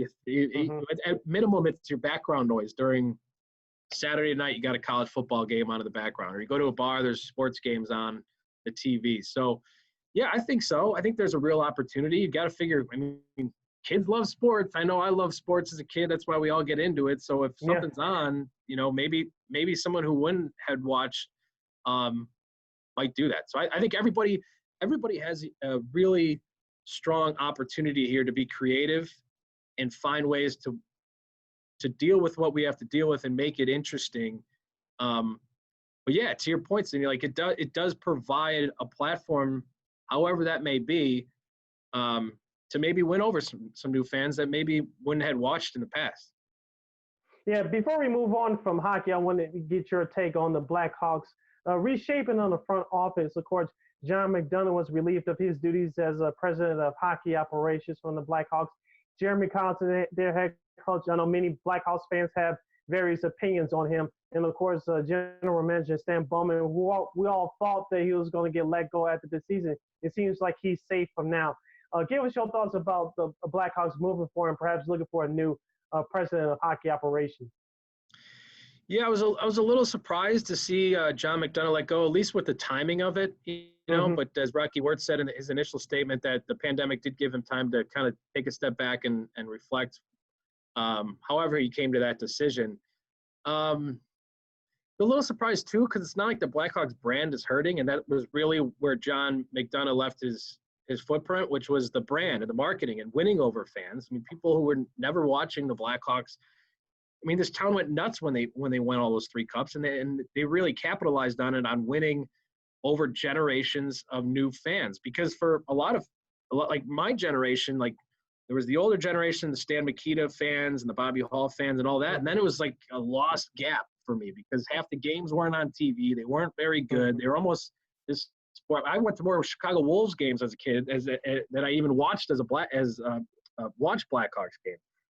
So John McDonough really did that. He brought the Blackhawks back to Chicago. Now winning, it comes down to winning. You can do all the marketing and branding you want. If you're not winning, is it really going to work? But so that's why I was a little surprised, because I didn't think they really had an issue in that regard. But clearly some differences played out. Danny Wirtz is I've met him before. He's a very energetic guy, and it sounds like he's very creative. So it's I don't know if he's necessarily going to be the permanent president or what the plan is there. I really don't know, but we'll see. We'll see how it all plays out. But little surprise on the timing of McDonough, but for whatever reason, Rocky Wirtz came to this decision. Let's talk a little bit about the DePaul real quick, because I've had, Sid knows this because I've had my issues about the team, the men's program, various years. You'll see. Kevin. Yeah. I'll say. Well, I'm gonna be nice to Kevin. I know it's not Kevin's fault. So Jillian Ponsetto is gonna retire, in the next few weeks. I know they got a new president there. So what do you think DePaul has to do to kind of like recapture that magic, or at least some of the magic from the men's basketball team back in the 80s, 90s, and that kind of thing? Well, first of all, my brother and sister went to DePaul. And my older brother he's like you. He's dying for this program to be good again. Right when I saw the news about Jean Lenti Ponsetto, and all due respect to her, I sent him it right away. I said, he was pretty happy. He's like, I'm ready for a new athletic director at DePaul. This, again, I don't know exactly what it is they have to do to be – I'm not I will tell you this, though. When they were 12-1 this past season, and they were playing Seton Hall, who was ranked at the time, I went to the Winchester Arena for a game, and it was an awesome experience. There was some serious buzz in the arena for that game, and you could tell how passionate DePaul fans are and how much they're, like you said, Lakeena, how much everybody wants to see them as a winner.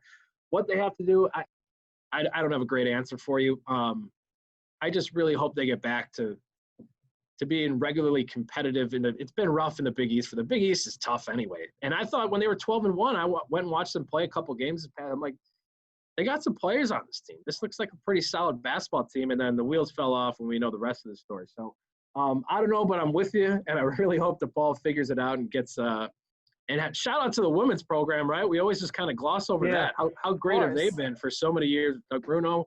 I would love to see DePaul basketball back again regularly. A couple more minutes with Kevin Powell, sports anchor, reporter of WGN Radio, right here on Second City Sports, along with Lakeena McGee. I'm Sidney Brown. Kevin, you ready to have some fun here in this last couple of moments? Yeah. Okay. Right. If you can go back in time, I give you one virtual ticket. Which one of these 4 events would you like to relive? Sporting events you like to relive? You ready? Yeah. First event, Bulls Jazz 1998 NBA Finals Game 6, Jordan's last shot. Wow. Number 2, Game 4 of the 05 World Series between the White Sox and the Astros. Third event, Patriots Bears, the 1985 Super Bowl.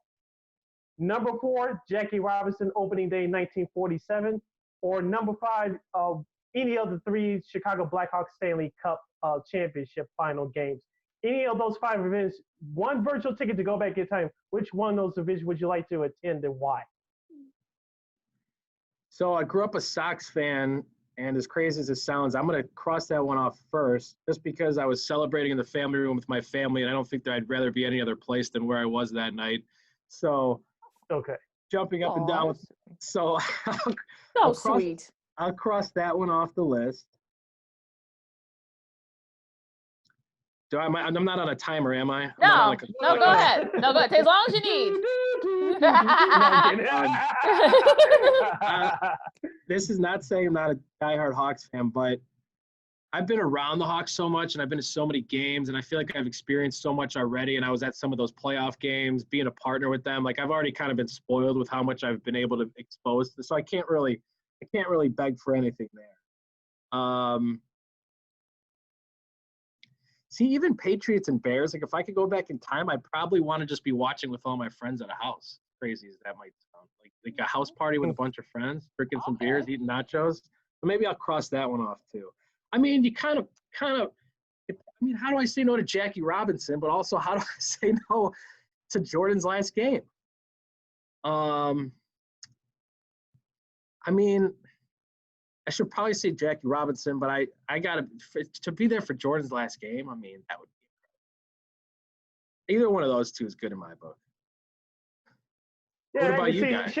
Yeah, I can see champagne flowing through your face, Kevin, watching Michael Jordan's last game. How you, of course, they don't allow it anymore, but fans running onto the court, you kind of hug Jordan, and then he throws you off you. Oh my God! Imagine somebody trying to run on the. I know. Right. Imagine that now. You're going down. God. Right. Exactly. What would you guys pick? Oh shoot! Oh shoot! I never really answered. I would say I would be the diplomatic. I'd say maybe. Oh God, I would love to can I like split the tickets in half in like 5 ways, like give it to each of those events, or maybe even smaller for the Hawks. Just to see his dream, I'd say Jackie Robinson. Just imagine all he went through, and it's just I can't imagine going through that And you would get a real feel because you would feel how people feel about that. You know what I mean? You could probably get a good sense of the ballpark and being like, wow. I mean, you gave me a tough list because that's such an actual real historical moment. The other is just a sporting event in some ways. So. I know. This is not being fair, Sid. What about you, Sid? This is what it's all about, to challenge your mind a bit. Step out your comfort zone a little bit. What do you think, Sid? To be honest with you, even though I saw Michael Jordan as a kid because my late mother had season tickets to the Chicago Bulls games at the old Chicago Stadium, so even though I would knock over everybody with their reason to attend that event, I would say Jackie Robinson because, like you say, Kevin, the historic event. He was the first African American player in Major League Baseball. So I think from that standpoint, I would take that over the Chicago Bears because I would have taken the Chicago Bears because even though I was young then, you really didn't appreciate I wasn't old enough to appreciate what that team did. Of course, I saw all the games and saw all the documentaries about them growing up. I remember watching those players during their later years. They couldn't quite get back to that 85 level, but just for, like you said, in a historical standpoint, I would pick Jackie Robinson. As much as I would love to, they actually just showed that Super Bowl 20, I think last week on the big NBC network. I was bored out of my mind. I was bored. I'm like, no, this is no. See, I didn't experience. I loved it. I was watching it. I'm like, this is awesome. The defense was just so ridiculously great. It's I don't know. I thought it was fairly enjoyable. This is the second time I brought him up. Maybe it's because I watched a couple of documentaries on him recently. But to be in the seats for a Muhammad Ali fight, like a big heavyweight title fight, I'd put that in there. And that's one thing I want to experience, the big, like, real heavyweight match in Vegas. Because, like, everybody I talked to that's been in Vegas for a huge fight, you feel the buzz from the morning. I want to experience that. I hope boxing can get to that point again. I don't know if it ever will because of the violence and the way people watch sports now, but I wish boxing could get – I'm not even like a boxing junkie or anything. I like it if it's on and there's a good match. But it's, we don't have necessarily. I mean, could you ask a common fan to name one boxer? I mean, I can name a few, but it'd be cool to have like another, like a legit big time heavyweight star boxer that everybody can get behind. I don't know if we'll ever get there.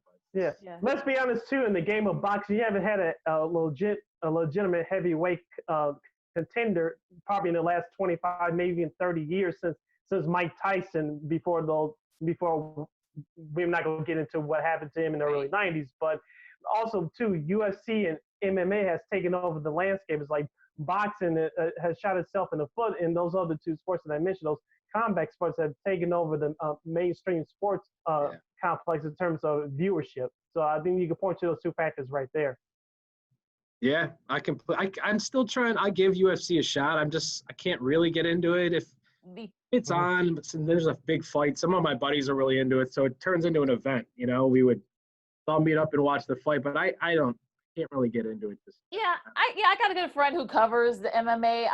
He just said, like, listen, I can't get into it. I prefer the traditional boxing any day. The career boxing, I watch it every week as much as I can, so I love it. A couple more minutes with Kevin Powell here on Second City Sports Zoom style. Now, I want to talk about like the college football in that aspect, not having like a lot of people there, because you look at the big house, over 100,000. Buckeye Stadium, they have like 80,000, and Jordan Hare, a lot of those places have like 7,000 or 8,000. Do you see any of that happening this year? Not to full capacity, but the way some of these athletic directors are talking, it sounds like they're very much determined to have fans in the seats. We'll see where we're at with COVID and all that. For college football, that game day experience, I mean, college game day, right? That's huge. Yeah, the game's big, but like college tailgating and the tradition, and it runs in families and all that, they want to maintain that. But I don't know, in 2020, you're going to ask 100,000 people to get into the same spot at the same time. I don't know if I see that happening. But I could see maybe like half, I don't know, breaking up by sections and maybe every other couple rows. So I don't know for sure, but it sounds like some of these universities they sound determined to have fans in the seats. Yeah. One last question for Kevin Powell before we spring you. You working in your hometown, covering Chicago sports. People want to do what you do. We have a lot of people there that listen to us. They want to do what we do. They want to do what you do. Tell our listeners out there, what a piece of advice would you give them to succeed in this business? There's a handful of things I would tell them. I would say don't be afraid to try something that you never even thought you would do. For me, when I started, I wanted to do basically what I'm doing now, be on air and report and do shows and do all that. But when I got here, like they're not going to give somebody out of college and on air, for the most part. So they were like, what do you want to produce? I didn't really know what producers did, but of course the first thing I said was absolutely, I would love to produce. So because I knew that would keep me around the station. Right. And then I could start to build relationships and build opportunities. I used to produce the morning show, and I liked it. It was cool to work on a show. I couldn't believe I got to produce the morning show, and it was great. And I learned a lot. And that's another thing too. If you really want to work in radio, if you have an opportunity to produce, do it, because you're going to hear a show differently. You're going to understand how to build a show. You're going to understand how to properly use elements and sound and work in colors and everything. It changes your complete viewpoint. I hear hosts that I can tell were never producers. I hear hosts that were clearly very much producers by the way they go about their show. So this is a long way of me saying that I had never even dreamed or thought of being a producer for a second, but the opportunity came and I took it, and then it snowballed from there. I started filling in doing sports in the morning while I was producing, and then opportunities came. So I would just say, if you really want to do it, first of all, if you really want to get into broadcasting, make sure you're ready to go all in, because it's kind of it can be a bit of a crazy lifestyle. So not necessarily in a bad way, but it's just not your traditional 9 to 5. You're probably going to work nights. You're going to work weekends. You're going to work weird hours. You're going to have to do some other stuff, but it's all fun. That's why I did it. Beats working for a living. I get to have fun every day. So I would just say, try to work on, and in 20, we have to do everything, right? You have to be on camera. You have to be on air. You have to be able to write. You have to be able to, even for me, I'm like, I got to figure out how to do more digital content, because it's everything. You have to keep your name out there. Not my favorite thing to do in the world, but it's just the reality of where we're at. So, but just try to broaden everything. I remember my last year at Illinois State, I tried to do as much as I could. I worked at the student radio station, I worked at the student newspaper, and I worked at the local news talk radio station, WGBC, doing all that. So it just, when you try new things, you find out, wow, I like that, or you don't like that. So then maybe you can narrow, kind of, figure out more of a narrow lane you might want to go down. So other than that, just all the traditional stereotypical things: work hard, network, be likable, at work, whatever that may be. Just people want you around. They're going to ask you to be around. They're going to find opportunities for you. So, but try a little bit of everything. Try a little bit of everything. All right. Anything else, Lakeena?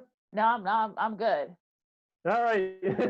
Kevin, that's the perfect way to go out with this interview. Thank you so much for joining us here today on Second City Sports Zoom Cell. You can listen to Kevin Powell doing sports updates Monday through Friday on the Rokan Show from 3 p.m. to 7 p.m. on WGN Radio. You can follow him on social media on Twitter at KPowell720. You can follow him on Instagram at Kevin Powell WGN720. I hope I got that correct.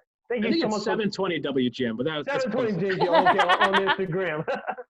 Thank you so much for having me, guys. This flew by. This was a lot of fun. I appreciate it. It was. Thank you so much. Tell Laura like I said hello and much continued success. Okay. I'll do that. So you guys gonna post this today, or how does this? Well, we'll post this weekend. We'll let you know, and then we'll go on from there. Cool. All right. Thanks, guys. I appreciate it. Thanks. Nice talking to you, Kevin. Thanks, Kevin. You too. Have a great day. You too. Stay safe. Thanks. You too. Bye-bye. Bye. All right. That was a lot of fun, Lakeena. Like I said, I've known him. Yeah, I've known him for the last couple of years. I met him for the first time last year doing my first TV appearance on the now defunct CLTV Sports Feed. He just can't be no more than a cool, professional, kind human being. So check out Kevin Powell. He's doing big things in the city of Chicago. So he's one of the next big guys that's coming up in this business. So we like to get people on that, as always. They're game changers. They know what they're talking about, bringing a different perspective like he did today. And we just continue to go on from there. So we bring in new, fresh voices, and you're going to hear those voices in the coming shows ahead. Yeah, absolutely. Because we like to, like Sid said, different perspectives, different people, rising stars, established people in the industry. So we like to give you different viewpoints and such. So and Kevin's terrific. Like I said to you last night when you told me you were gonna get Kevin on. Kevin is terrific, and as you guys now hear why and see why. So. Yeah, I was going to ask you, Lakeena, how was your first impressions on him? Because I know this is the first time that he's been on this program.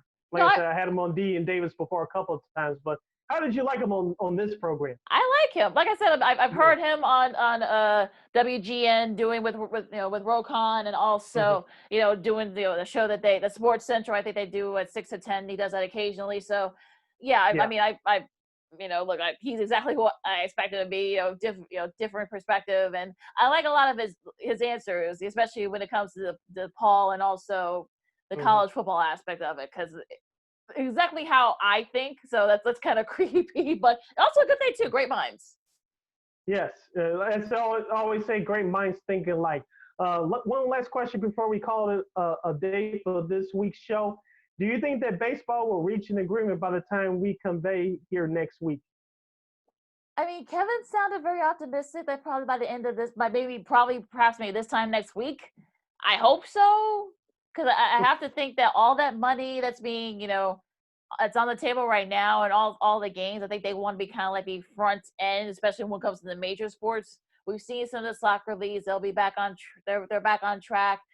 Golf's going on right now, so I don't know. I mean, hopefully they can get it together, but I'm not really sure. What do you think? I'm going to be that jerk and say no, because it seems like they cannot get out of their own way. I hope I am wrong. If we come back next week and they reach the deal, I'll be the first to admit it. Remind me, Lakeena, I trust your mind to say this. I know we're recording this right now, obviously, but I'll be that jerk and say no. But if they reach the deal by the time we convene next week, I'll be happy, but I'll admit that I was wrong. So right now, if I had an answer, I'll say no. Well, listen, we're both mature adults. We'll admit when we're wrong. So that's we'll admit that we're wrong. So it's okay. So I mean, it's gonna be interesting to see how this, especially with golf this weekend, how that's gonna play out, especially on television. MLS, the Chicago Fire is gonna be part of that World Cup style thing that they're doing. So, and also we'll see about the NBA and also the NFL too. So. like Kevin said, I mean, the last second half of the year is going to be a very interesting and very eventful in the world of sports. Yep, it should be fun. All right, so you can follow me at Keena McGee on Twitter, at Keena_McGee on the Insta.